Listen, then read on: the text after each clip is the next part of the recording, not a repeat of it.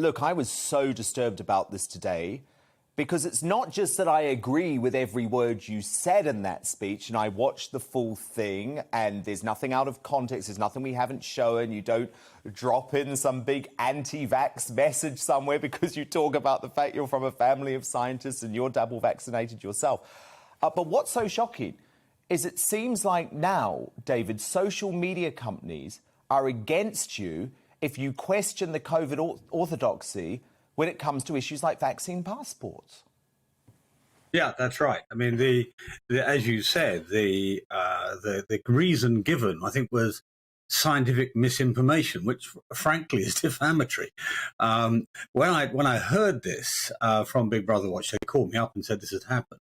I thought, well, did I say something out of place? Did I misspeak or say something wrong? So I went through it line by line, and every single scientific assertion in it has got data behind it. I mean, some of it from Public Health England, let alone Oxford researchers and so on. So what's happened, obviously, is their algorithms have thrown up this is talking about vaccine passports, and one of their staff has taken it upon themselves to strike this out. Now, I think people should remember this is a central controversy in Parliament at the moment. The government's idea that they might bring in vaccine certification is opposed by a large number of people. So it's a central part of our democratic debate. And under no circumstances should you shut down one half of democratic debate. I never said, for example, that Jeremy Corbyn's speeches should be censored, even though I disagree with nearly all of them. It's just wrong in a democracy. And Google and YouTube don't seem to understand that. They seem to be tin-eared when it comes to that, And it's really important because, in a few months, the government's almost certainly going to try and pass some legislation giving them more powers to censor people. Yeah, exactly, which might come from a good place of wanting to stop people being abused on social media, but it's actually terrifying when it comes to civil liberties and what type of speech can be controlled. But, David, I feel very strongly that no San Francisco-based tech company should be censoring a British MP, a British journalist, or a British broadcaster, full stop. Or just a British citizen. I mean, somebody has said already, I think, that, had it not been Big Brother Watch, had it not been a well-known member of Parliament, we might not have got quite such a rapid response and correction, as it were. The point is, free speech belongs to every citizen. Doesn't belong to me, doesn't belong to the government, doesn't belong to any platform. It belongs to the citizens. So at the start of that speech, if you've seen it all, you'll know. But just for your viewers, the start speech is all about the importance of freedom. It's about why it's fundamental to what we are. How it's made us what we are. And you take it away. Even in slow degrees, you take it away, and you erode the nature of the country. You erode what you're handing on to your children in the future, so it's incredibly important. And I just wonder, in fact, I know, I was going to say, I wonder what would happen if it hadn't been somebody well-known speaking for an organisation. You'd have no chance. You'd have no chance. And we've seen lots of individuals be booted off these platforms. And you're right, it's only the people who can fight back. So the example of Sky News Australia and my former radio station, Talk Radio, they were able to fight back because they had big organisations behind them. But if you're an individual, you're screwed, to be honest, if YouTube want you gone because you don't share the same views as the World Health Organization. Yeah.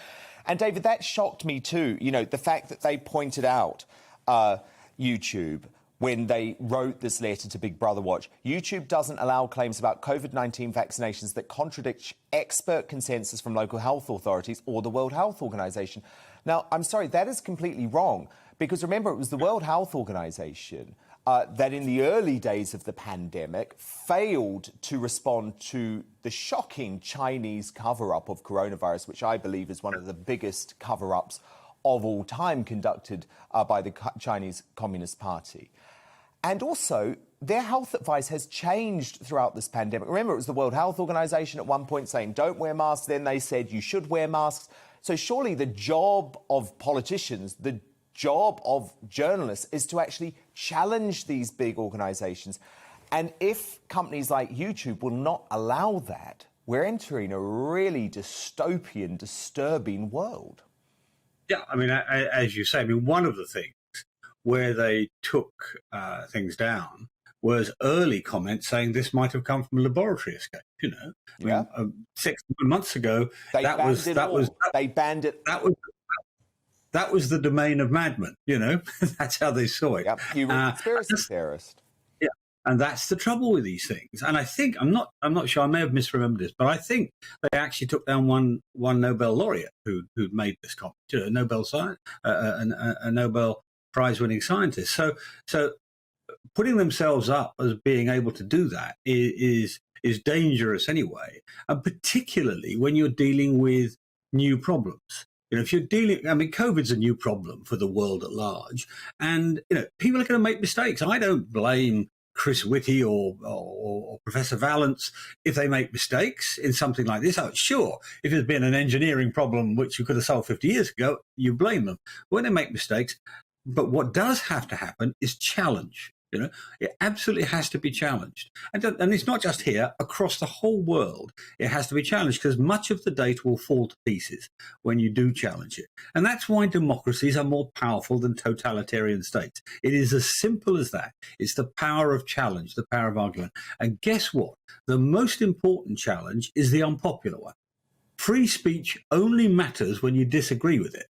That's the whole point of it. You know, if you know your free speech is everything I agree with, I'm not being very virtuous allowing you the free speech. You know, it's absolutely the most important when it's unpopular, and very much when it's an unpopular minority. Totally. You know, but look, it's always the left, and it's always liberal organisations that tend to want to censor the centre-right or right-wing organisations, because to use that point, David, I believe that the Insulate Britain criminals are terrorists. I believe what they're doing is tantamount to terrorism. I don't want social media to take down their accounts, however, and I've given them a platform on my show to try and explain what they're doing, because to me, they expose themselves. And I think it's shocking now that this sort of puritanical censorship is always coming from the liberal left.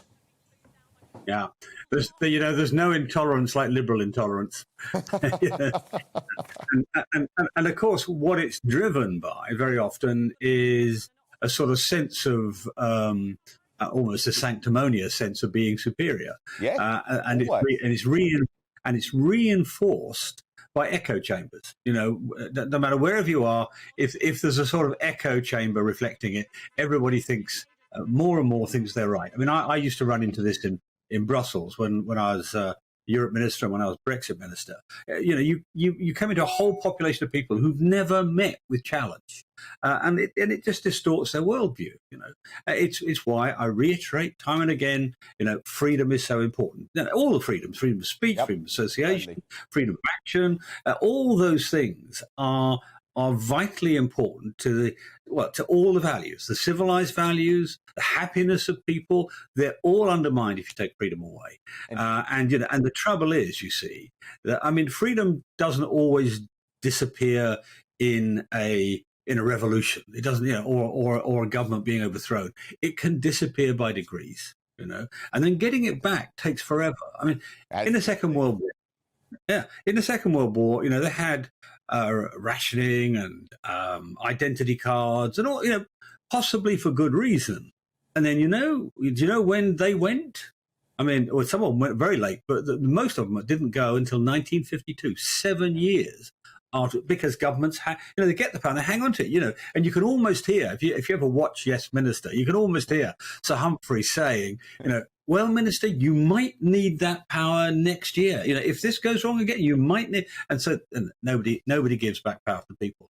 So it's very important to fight these battles every single time. And it's not just government. The bigger the oligarchy, the bigger the monopoly, the more dangerous it is. And that's why, you know, effectively the California monopolies, the Facebooks, the Googles, the Microsofts, you know, even the Apples. I mean, Apples are a little bit better behaved in this respect, but they're all big monopolies, and you must always challenge them, and you must always restrict the amount of power they can exercise over ordinary people, because they'll exercise it for what they think is a good cause, but actually almost always turns out to be a bad one.